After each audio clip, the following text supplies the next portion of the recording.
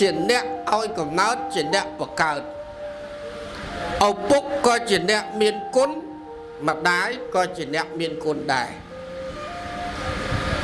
ម្ដាយជាអ្នកពោពោះប៉ុន្តែឪពុកក៏ជាអ្នកលះបង់សពបែបយ៉ាងដើម្បីកូនដែរចឹងបើអត់មានអ្នកទាំងពីរនេះអត់មានយើងថ្ងៃនេះទេប៉ុន្តែបុរាណលោកពោលថាម្ដាយមានគុណពិសេស5យ៉ាងលើសឪពុកអ្នកម្ដាយគ្រប់រូបទាំងអស់មនុស្សស្រីគ្រប់រូបទាំងអស់មានគុណពិសេសលើសឪពុក5យ៉ាងដែលឪពុកមិនមានគុណពិសេស5យ៉ាង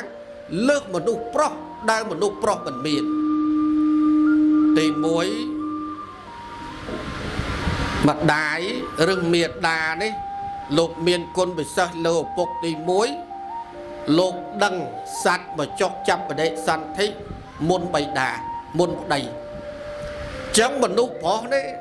ដែលដឹងតែខ្លួនคล้ายជាឪពុកគេនេះគឺដឹងតែសារក្រោយមនុស្សស្រីទេម៉ែនេះយំស្រីស្រីអាត្មាមិនដឹងទេអាត្មាមិនដែលមានប្រពន្ធផងប៉ុន្តែប្រពុតលោកសំដែងចឹងតែគុណពិសេសបាសអ្នកម្ដាយទី1គឺដឹងសត្វមកចុះចាប់បដិសន្ធិមុនប្តីដឹងហើយប្រាប់ប្តីបានដឹងតាមក្រោយនឹងគុណពិសេសទី1គុណពិសេសរបស់មនុស្សស្រីម្ដាយនេះដែលលើសឪពុកដែលឪពុកមិនមានទី2មេដាម្ដាយនេះមានផ្ទៃសម្រាប់ឲ្យសត្វតាំងនៅបានមនុស្សប្រុសអត់មានផ្ទៃសម្រាប់ឲ្យកូននៅទេប៉ុន្តែមនុស្សស្រីលោកមានផ្ទៃមានអូតូសម្រាប់ឲ្យសត្វឲ្យកូននឹងអាចអាស្រ័យនៅបាន9ខែ10ថ្ងៃញោមហើយញោមពិបាកញោមអាត្មាចេះនឹកឃើញមនុស្សស្រី9ខែ10ថ្ងៃគាត់ទ្រាំពពោះបានណាញោមព្រោះឃើញមនុស្សប្រុសកាន់តែដុសក្បាលពោះតូចជាងមនុស្សស្រីផងប៉ុន្តែដើរដូចទីមទៅអង្គុយនឹងហើយដល់មនុស្សស្រី9ខែ10ថ្ងៃអត់មានត្អូញអីម៉ាត់តែអញ្ចឹងមានគុណពិសេសលើប្តីទី2គឺមានផ្ទៃឲ្យកូនតាំងនៅបានមេដាមានគុណពិសេសលើសឪពុកទី3ដែលឪពុកមិនមានគឺមានទ្វាមាសសម្រាប់ប្រសូតនៅកូនអញ្ចឹងមនុស្សស្រីមានគុណពិសេសលើឪពុកទី3ហ្នឹងគឺមានទ្វាមាសសម្រាប់ប្រសូតនៅកូនចឹងឪពុកអត់មានទេហើយយើងដឹងហើយថារបៀបនៃការឆ្លងទន្លេនេះមិនស្រួលទេញោមអត់ស្រួលទេពាក្យតែឆ្លងទន្លេហ្នឹងទន្លេយើងជិះកាត់ឆ្លងទៅវាមានឆ្លាមមកកវាមានខ្យល់ជុំវំដល់ត្រយដល់គោលដៅហ្នឹងវាពិបាកចឹងឆ្លងទន្លេហ្នឹងមិនតែឆ្លងផុតទេញោមមិនលេងសើចទេណាញោមមនុស្សស្រីទាំងអស់ហ្នឹងធ្លាប់ដឹងហើយចឹងបានមនុស្សប្រុសមិនគួរប្រើហិង្សាដាក់មនុស្សស្រីទេអត់គួរទេញោមស្រីគ្នាយើងលឺទេញោមលឺទេអត់គួរហ្មងពិបាកណាស់ញោមដោយសារតែយើងត្រូវគិតត្រូវពិចារណាមុននឹងលើកដៃវាយមនុស្សស្រីប្រមាថមនុស្សស្រីនេះមិនធម្មតាទេញោមមិនគួរទេមិនគួរពិបាកណាស់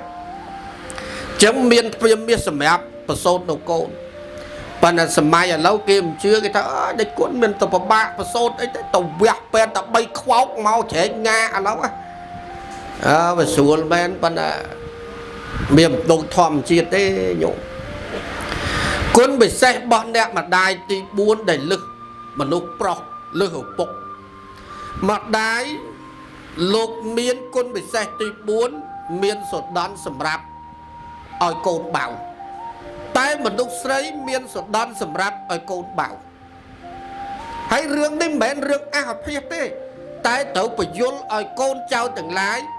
បរិស័ទទាំងឡាយត្រូវដឹង ថាការលះបង់របស់មនុស្សស្រីរបស់ម្ដាយចំពោះកូននោះវាលំបាកមិន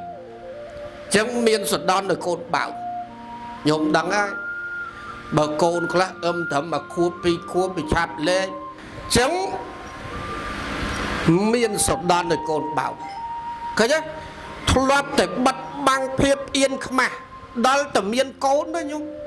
លេងអៀនលេងខ្មាស់លះបង់ដើម្បីកូនបរិភោគចំណីអាហារចូលទៅដល់ក្នុងរូបរាងកាយប៉ុន្តែកូនបើកជញ្ជក់នៅអាជារស់នឹងចេញមកដើម្បីចិញ្ចឹមជីវិតឃើញទេការលះបង់ឲ្យលេងខ្មាស់លេងអៀនណាអាត្មាឃើញតែអ្នកខ្លះទៅវត្តមិនចុះបើកូនច្រែកងោកអីនៅគិតរឿងខ្មាស់អីទៅបលិចហ្នឹងគឺឲ្យហ្នឹងហ្មងវាមុខលោកក៏លេងខ្មាស់ដែរវាអត់មានអីរឿងត្រូវអៀនឃើញទេលះបង់ដើម្បីកូនអ្នកស្រីនប់ស្រីពៅនឹងលះបង់អញ្ចឹងមកបានកូនអញ្ចឹងទេដល់ទៅទី5គុណពិសេសទី5របស់ម្ដាយរបស់ភរិយាដែលលើសឪពុកទី5មេដា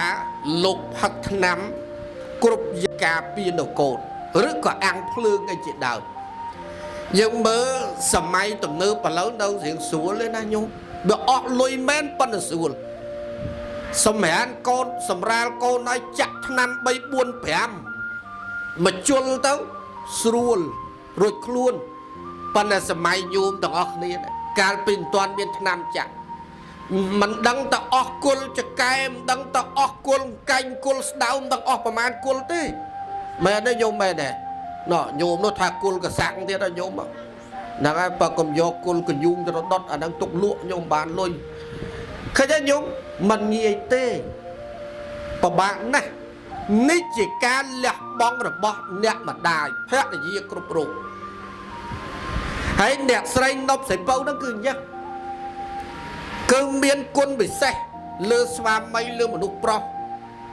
ក៏ដូចជាមានគុណពិសេសវិសាលមកលើកូនទាំងអស់គ្នាអញ្ចឹងការលះបង់របស់ស្វាមីរបស់កូនរបស់កូនប្រសារបស់ចៅរបស់បងប្អូនដែលលះបង់ចំពោះគាត់តាំងពីមិនទាន់ស្លាប់យកទៅព្យាបាលរហូតដល់ស្លាប់ហើយចាត់ចែងធ្វើបុណ្យឲ្យបានស័ក្តិសមរម្យនេះវាសមនឹងតម្លៃរបស់គាត់ហើយញោមអើយញោមណែញោមទាំងអស់គ្នាហ្នឹងបន្តិចទៀតដល់ថ្ងៃហ្នឹងដូចគ្នាហើយមើលឲ្យហើយញោមខ្លះកំពុងតែគិតអាម៉េចអាម៉ាទៅមិនដឹងកូនចៅគេធ្វើបុណ្យឲ្យបានប្រហែលក្មួយស្រីពៅអត់ទេអ្នកខ្លះពងតែគិតដែរញោមព្រោះអត់ដូចគ្នាណាញោមស្ថានភាពញោមត្រូវចាំ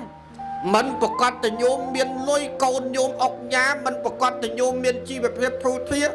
ដល់តែញោមស្លាប់ទៅបានកូនចៅគេគិតគូធ្វើឲ្យបានស័ក្តិសមនឹងតម្លៃអត់ប្រកាសទេញោមញោមមកគ្រាន់តែប្រាប់ទេប៉ុន្តែមិនបាច់បុកពុះទេភ័យបដិសិនទៅណាញាតិញោមយើងទាំងអស់ត្រូវគិតអញ្ចឹងធ្វើបែបនេះស័ក្តិសមនឹងតម្លៃរបស់គាត់បើទោះបីជាទាញពេលវេលាមិនអាចឲ្យគាត់បរោះវិញបានក៏ពិតមែនប៉ុន្តែការលះបង់របស់យើងថ្ងៃនេះសមនឹងតម្លៃគាត់ជាភរិយាជាម្ដាយក្មេកជាអ្នកមានគុណរបស់យើងដែលធ្លាប់ចុងផ្ដើមរួមដំណើរជីវិតទំហំមកដល់ថ្ងៃលៀននេះគាត់លះបង់ដើម្បីយើងច្រើនណាស់មិនត្រឹមចាំយើងទេណាជាកូនទេណាបងស្រីនប់ស្រីពៅហ្នឹងចាំដល់ចៅទៀតណាញោមអើយហេតុអីបានដឹងបាទអាត្មាឃើញទៅវត្តស្ពីចៅយកទៅដែរឃើញទេ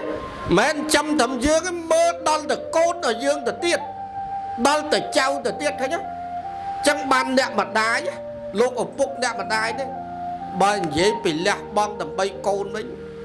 ដូចធ្វើអីហ្នឹងគឺភាកច្រើនហ្នឹងស្ទើរតែដើម្បីកូនទៅទាំងអស់ទៅមកប៉ុន្តែមិនដឹងតកូនគេយល់ហើយមិនយល់បើកូនគេយល់អាហ្នឹងដូចពីរៀងគ្រាន់បន្តិចបើកូនគេមិនយល់អាហ្នឹងដូចវារៀងការលះបង់ហ្នឹងដូចទៅវាអត់សូវបានផលបានសាច់ការអីណាញោមចឹងការលះបង់របស់បងរបស់ស្វាមីរបស់គាត់របស់កូនរបស់ចៅរបស់បងប្អូននេះគឺល្អ